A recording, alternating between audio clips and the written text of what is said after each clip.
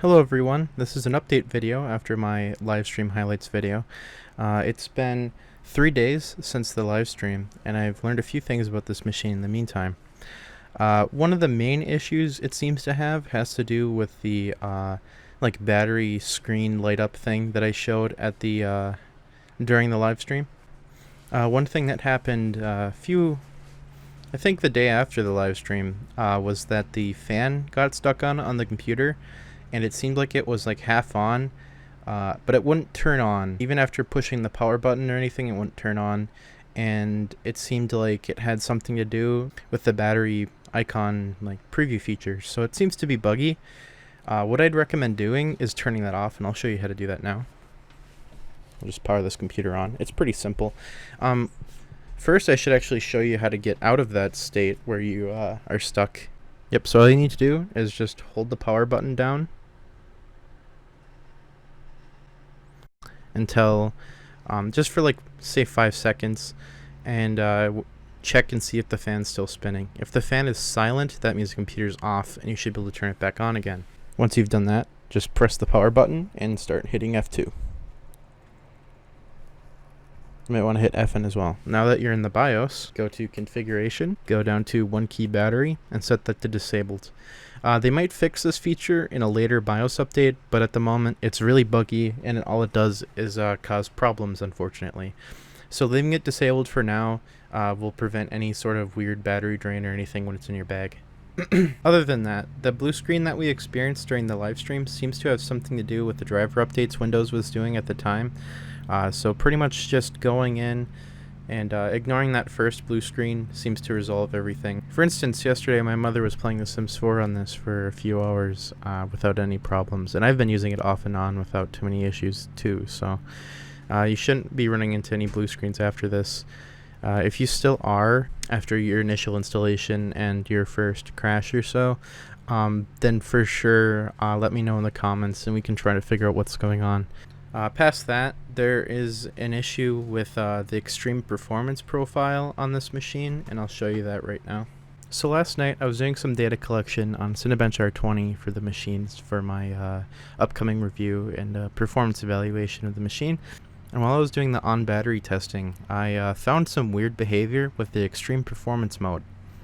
Basically, you can see I'm in extreme performance mode inside of Vantage, and I'll open up the battery thing here, and I'll set this to better performance. Actually, no, I'll set it to best performance just for point of example. I'll load up Hardware Info 64, which is just a data logging software, so it shouldn't intervene with too much with any CPU usage or anything, and it won't cause weird throttling. There's some weird throttling behavior that occurs on this unit, and it seems to have something to do with keeping the skin temp below 46°C. And you'll be able to see that once we start running these tests. It does seem to be a pretty major issue. For instance, in my data set here, my extreme performance numbers when on battery averaged about 2404, with the lowest score being 2351 CB. Meanwhile, the lowest score I got on battery in extreme performance was 1773 CB. With a very similar highest score to the on AC. And what's interesting is the machine averaged about 30 watts on the package, so about 5 less than it did on AC. So the average power consumption is pretty similar, and you'll see it does look on average fairly similar. It's just that there's some weird problematic behavior with the way it's handling itself. So what you'll see now is the power consumption will spike up to 37 watts, 36 watts now, 38 watts even, yep, close to 40 watts, yep, 39 watts now, 41, yeah, so we're at 41 watts. The fan, I can hear the fan on the 2-in-1. Yeah, you can see that we peaked at 42.421 watts on the core plus SoC. You can see we're maintaining actually around 40 watts, and this reflects what we saw in the stress test.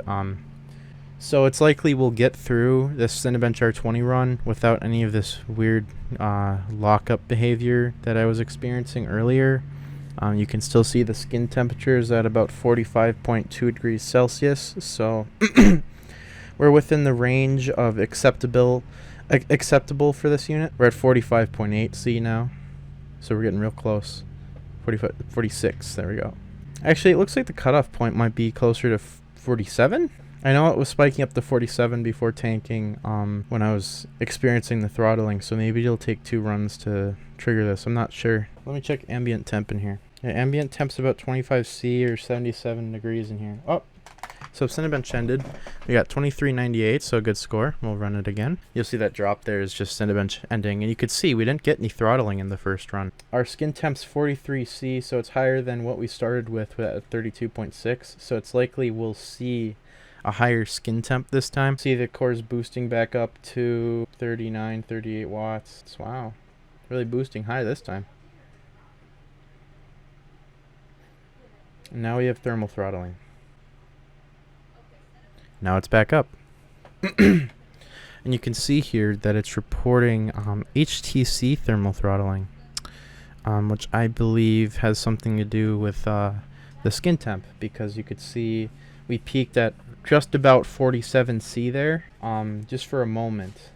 Let me actually start graphing the skin temperature so you can see this too. Yes, you can see that it seems that every time we peak up to about 47, we get throttling behavior, and it just does this over and over and over and over. One thing I'll do is I'll plug the charger in, and you'll see that that behavior stops occurring when the charger is plugged in. Charger is plugging in now. And now we should not see any more of that throttling behavior the entire run.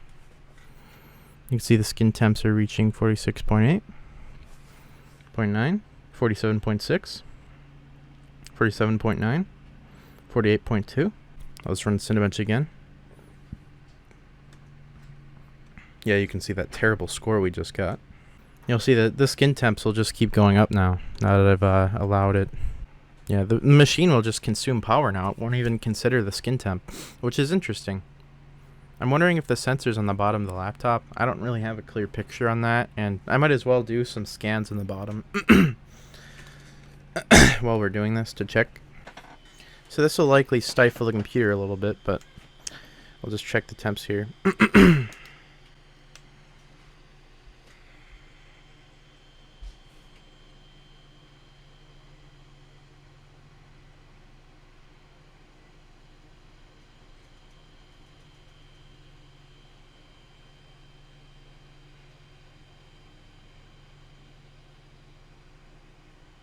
Check one more time across the bottom here. Yeah, so it does seem that the sensor's along the bottom somewhere, probably, because the temps we got maxed out at about 54 degrees Celsius. And if we take a look at the computer now, we can see that well, I don't know where the skin sensor is. It might actually be on the top of the motherboard. Maybe above, maybe along this top here, not clear. But yeah, you can see now, even though our skin temps are so high, it's not throttling. And I'll actually just unplug this, and you should see the wattage just absolutely crash in a second here. Unless this is the bug fix. I don't know. Doesn't seem like it. Oh! I have to run Cinebench again. Running one more time. That dip is just Cinebench ending. And we'll see if we get any buggy behavior because of this. Looks like we had a dip. Yep, so the behavior's back immediately. Let this happen 2 more times. I'll plug the charger in again. See, the skin temps are quite high. It just keeps throttling every few seconds to try and prevent the thing from dying. You can see that we're again thermal throttling. Let me just plug the feed back into the machine here. Yep, so it keeps flickering between thermal throttling on and off. Whenever we drop, we get a thermal throttle indicator. I'll plug this in one more time. We're plugged in now. And then the spike should stop, and we should maintain a pretty consistent wattage here once the power management realizes what's going on. What's stupid is it's actually peaking at like 46 like ridiculously high power consumption between thermal throttling, which is just not helping the skin temp at all. Yep, you can see the skin temp is rising again. It's at almost 50 C. I'll unplug now, and you'll see that the behavior with the spiky thermal throttling should come back. I'll watch hardware info. Because we're maintaining a high wattage, the temp is still going up on the skin temp sensor. And still no thermal throttling situation. Interesting. So it does seem that the check doesn't seem to be working if you have the device plugged in when you start your load. It does seem like it just ignores the check for the rest of the time while the system's above like a set temperature, which is interesting. I'm not sure exactly what the thing is here, but yeah, as you can see, we haven't had issues after unplugging still, which is curious. I'll have to talk to someone at Lenovo about this because this is a pretty weird problem. But yeah, that's about it.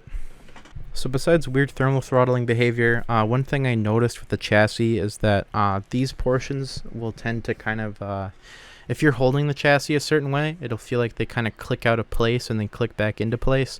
It's just because the plastic has a bit more play in that portion, and there's not a lot of support behind it, so it can flex and pop around a little bit, but that's just part of the design of the machine. I still haven't run into any Wi-Fi issues. I did run into an instance where I got a McAfee pop-up pretty much out of nowhere, so I uninstalled McAfee because I don't like it, and you probably shouldn't use it. It's not the world's best antivirus by any means, and I wouldn't recommend paying for it personally. So yeah, if you want to uninstall that, just go right-click on the start menu, apps and features, and then just uninstall both the McAfee programs and restart your computer. You will stop getting the annoying advertisement pop-ups in your machine. Also, during the SD card testing during the live stream, the SD card I have can only do 90 megabytes per second reads and about 60 megabyte per second writes. So it seems that both my external card reader and the internal card reader were unable to achieve their maximum potential. I've reached out to Western Digital to see if they'll send me a top-of-the-line SD card so that I can test with. Otherwise, I might have to just purchase one on my own and continue the test later on. These top-of-the-line SD cards are quite expensive though, so it'll probably be a while until I can do that, unfortunately. Yep, so if there's any other testing you want to see done on this machine, I'm going to be testing more games on this, as well as performance tuning for the games. I'm going to be doing more benchmarks, such as like Geekbench, Cinebench, both R15 and R20, and I'm going to be doing some 3D Mark runs. I'm going to be testing emulators as well, the Adobe suite. But yeah, if there's anything I'm missing that you want to see on the machine before, you know, pulling the trigger on a purchase, be sure to let me know in the comments. Keep in mind, this is a 35 watt system roughly, so you'll see performance that's better than some of the other chassis out there, such as like the Swift 3. Just because of how serious the cooling is for the price point, you're going to be beating a lot of the higher, more expensive units.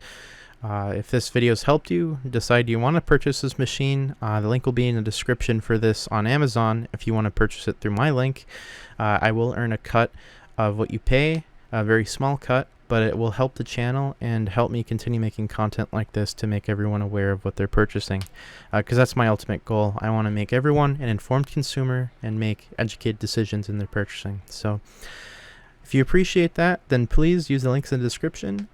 You by no means need to, but if you want to show your support, then feel free to do that.